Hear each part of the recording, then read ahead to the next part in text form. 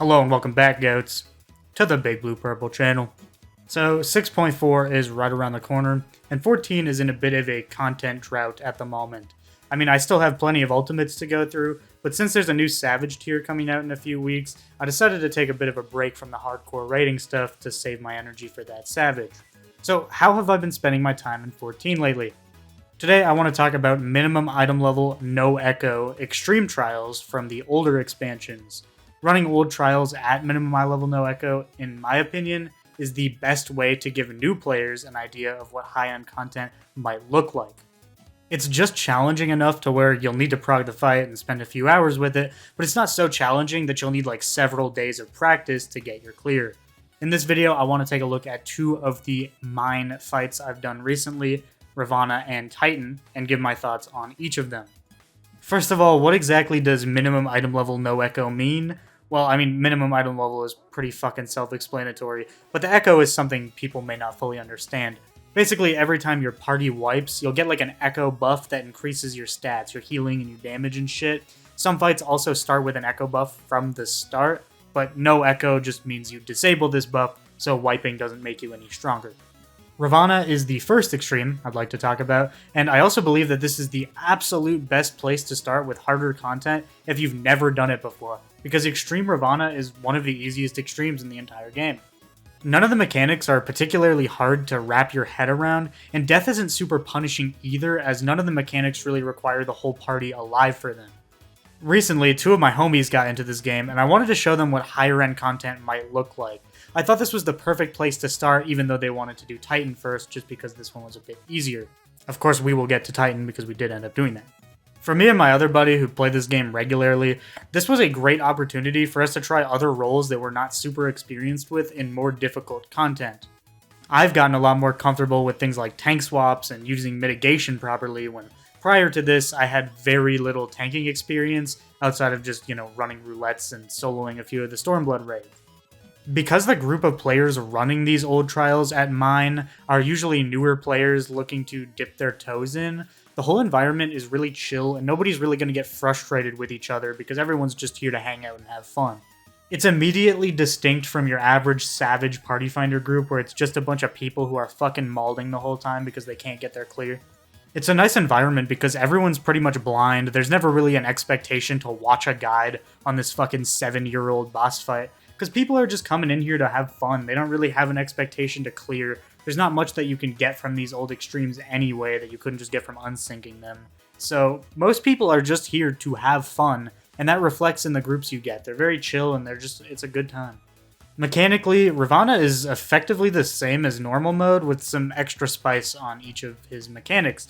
I mean, I suppose this could be said about every extreme, but Ravana especially feels very true to his normal mode version, with just some extra things added on top of those mechanics. As a tank, a mechanic that got me and my friend off guard a few times was Blinding Blade. This is basically like a shared tank buster where the tanks are supposed to stand together to split the damage, but there's effectively no tell for when he's going to do this, no cast bar or anything.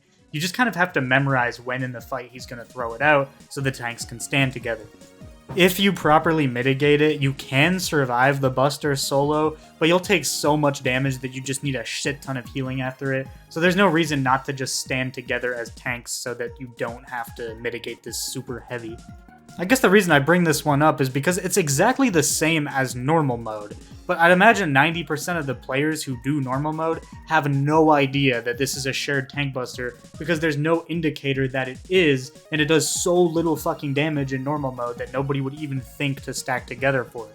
I bring up this mechanic in particular because it illustrates what minimum item level no echo is. It takes some mechanics that you otherwise would be able to completely ignore and makes them relevant again and makes the fight more true to how it originally was.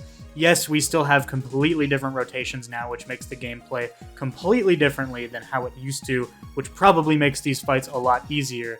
But I mean, minimum item level no echo is still a fantastic way to kind of replicate that old experience as best as we can, since it doesn't seem like we're getting an Unreal Ravana, unfortunately, as much as I would fucking love to see that.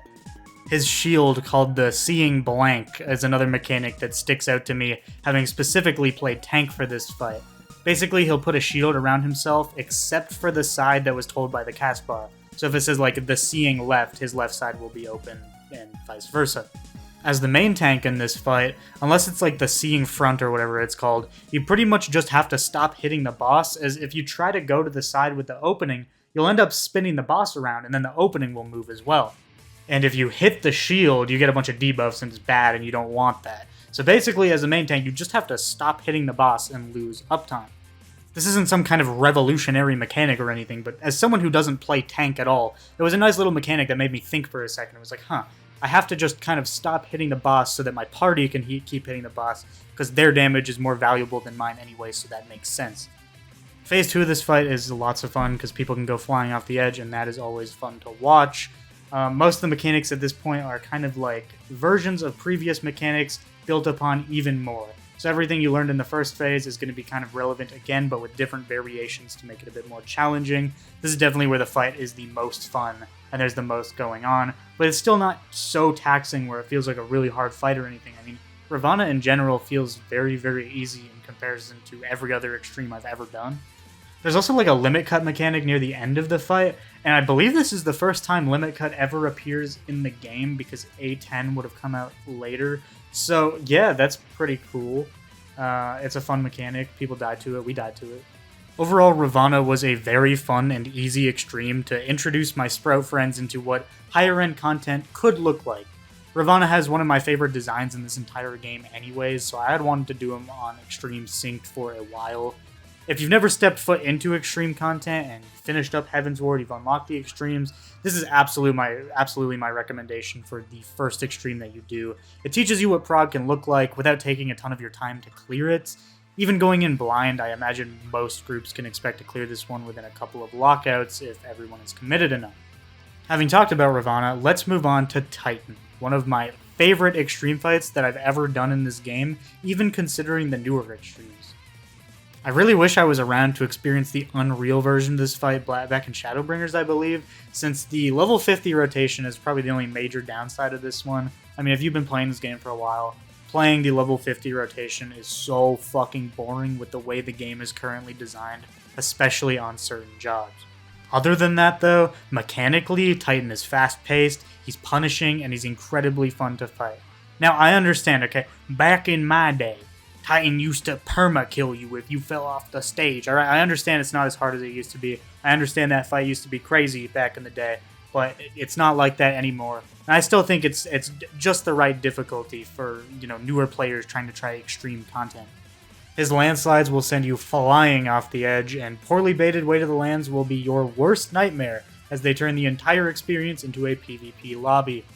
This fight also has some added emphasis on tank positioning due to the huge knockback that Titan does. The tanks want to keep the boss as far north as they can without falling off the ever-shrinking platform throughout the fight. This way, the players stacked up behind the boss will have just enough room behind them to not get yeeted off the map. Another thing you notice as a tank in this fight is that Titan fucking hurts, and he pumps out a shit ton of damage. To keep ourselves alive as tanks, my friend and I would swap after 2 stacks of the physical Vuln up. The Vuln stacks come from his table flip Mountain Buster attack.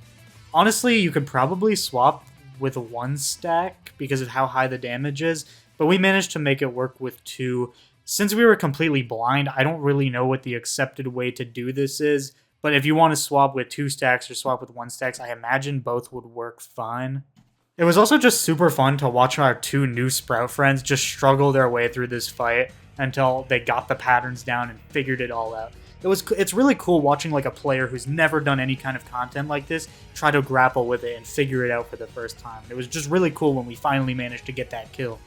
I would say his knockback mechanics were the most fun for us to prog, because we were trying to figure out when to save like our arm's length, since it seemed like some of the knockbacks were impossible not to get killed by, but eventually we found out that us as tanks were just not pulling the boss far enough to the north. I was like a little bit forward, and I was supposed to be at the very, very edge of that platform. Eventually, we figured it all out and realized that arm's length was not actually necessary for this fight, but just very helpful. This fight also taught me how to use mitigations better as a tank, and kind of got me into that prog mentality of remembering when I use each mitts within the fight.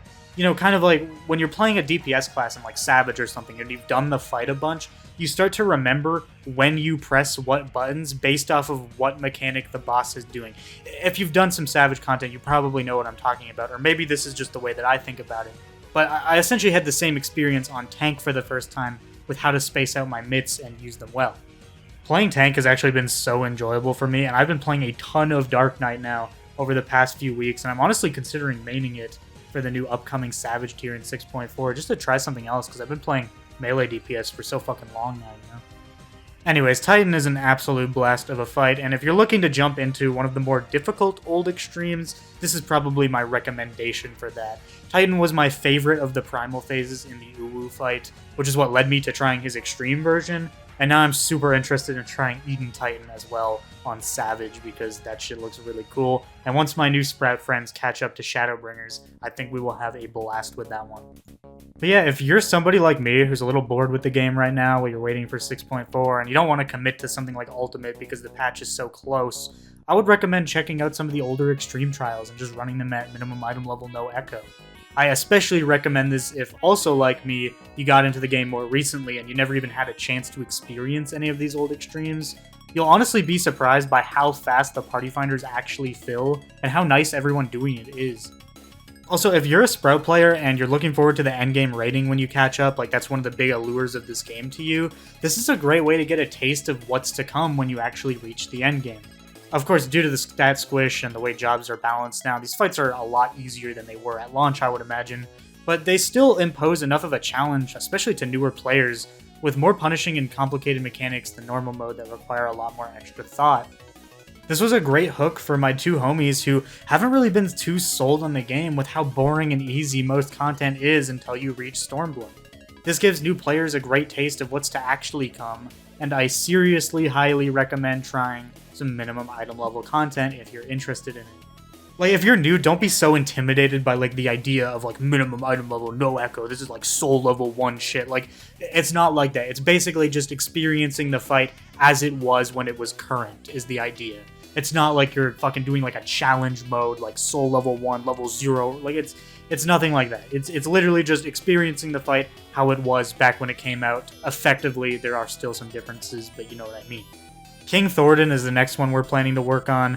We did a little bit of it so far. We made it to like the Meteors phase on our first lockout when we tried it, but we couldn't get any further than that just yet. So when we have time, we're going to try to finish up Thordan. And then I want to try Zervan as well because Unreal Zervan is coming out anyway. So it'd be nice to have a head start on knowing the mechanics so I don't have to fresh prog that when it comes out.